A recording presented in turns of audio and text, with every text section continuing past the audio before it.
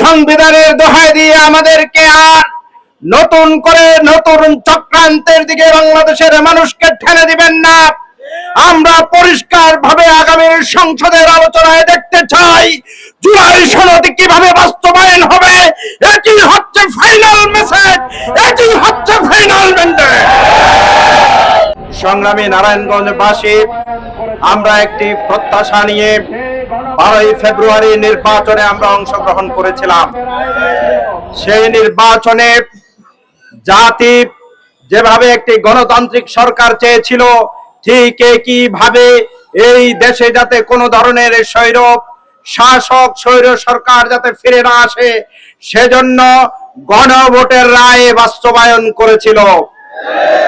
সেই গণভোটের রায়ে বাংলাদেশের 70% মানুষ রায় দিয়েছিল।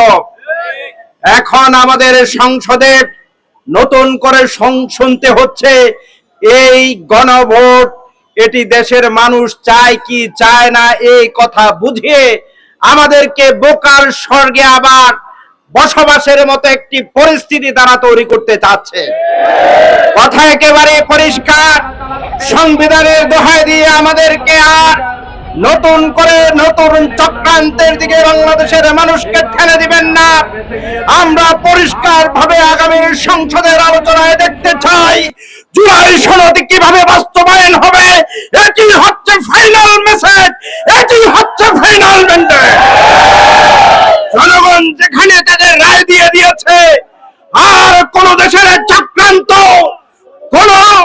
কোন দলের কোন ব্যক্তির চক্রান্ত এখানে আর বাস্তবায়ন হতে দেয়া হবে না।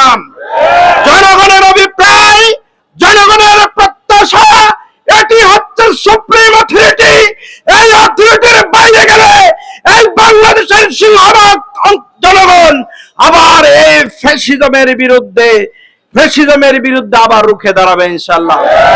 আপনারা গুম কমিশন বাদ দিয়েছেন, সংস্কার কমিশন বাদ দেওয়ার পায়তারা চালাচ্ছেন, এরপরে হচ্ছে মানবাধিকার কমিশন আপনারা বাদ দিচ্ছেন। এগুলোর মধ্য দিয়ে মনে করেছেন এবার মনে হয় আপনারা বেঁচে গিয়েছেন।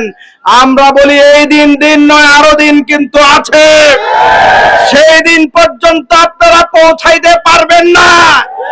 এর আগে জনগণ আপনাদেরকে ঠ্যাঙ্গাইয়া সোজা করবে। কিন্তু এজন্য আমরা এখন মৃদু ইশারা দিয়ে বলছি যে ভাই, যেই পথে গেছেন সেই পথ আসল পথ নয়। সেই পথ হচ্ছে ফ্যাসিজমের পথ, হাসিনার পথ, পার্শ্ববর্তী দেশের পথ। এই পথ থেকে দ্রুত আপনারা আপনাদেরকে ফিরে নিয়ে আসুন। আর যদি ফেরত না নেন, এটা খেয়াল করবেন, এই অঞ্চলে যত ছাত্র জনতা জীবন দিয়েছে তার মধ্যে অগ্নিগর্ভের একটি গুরুত্বপূর্ণ অংশ ছিল এই নারায়ণগঞ্জ।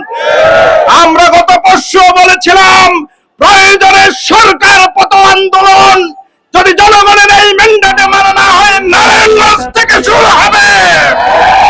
এই অগ্নিগর্ভের যে বিভীষিকা, কেউ রুখার মতো সাধ্য এখানে থাকবে না। আরো অনেক কথা আমাদের সংসদ সদস্য আলামিন ভাই বলেছেন। আসুন, আমরা দেশের মধ্যে কোন ধরনের কেওয়াস চাই না, হানাহানি চাই না, বিপত্তি চাই না। আমরা সবাই মিলে নারায়ণগঞ্জকে, বাংলাদেশকে গড়ে তুলতে চাই।